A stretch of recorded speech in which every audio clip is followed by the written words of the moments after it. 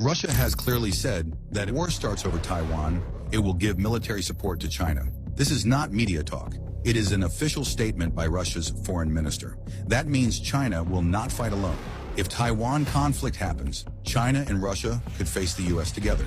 A disagreement signed back in 2001 between Russia and China, which stayed mostly inactive for years, is now being taken seriously in the Taiwan context. This gives Xi Jinping major confidence. The no-limits partnership is becoming a military strategy. The idea is simple. Russia keeps Europe tied down. China focuses on Taiwan. China and Russia are increasing joint bomber drills and naval exercises.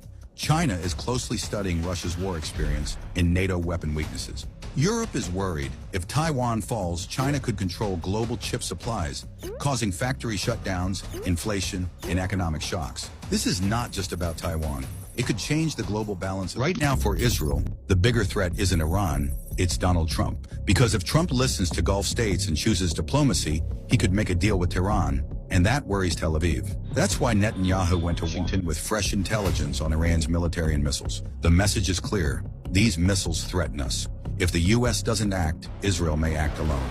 Israel says Iran has around 1,500 to 2,000 ballistic missiles left. Iran claims we could launch that number in a single strike. After December, Netanyahu stayed relatively quiet, partly because the U.S. doesn't want another Middle East war involving American troops. But when signals appeared that Trump preferred a deal, Netanyahu returned to the White House, signaling that Israel could strike independently. But here's the reality. Israel cannot sustain a prolonged direct war with Iran without U.S. support. During the last 12-day escalation, the U.S. used a major share of its THAAD interceptors to defend Israel. First, it was the nuclear threat. Now it's ballistic missiles. Tomorrow they'll call for regime change. And Netanyahu is reportedly engaging senior military officials to reinforce the military option. The real question is, will Trump escalate or negotiate?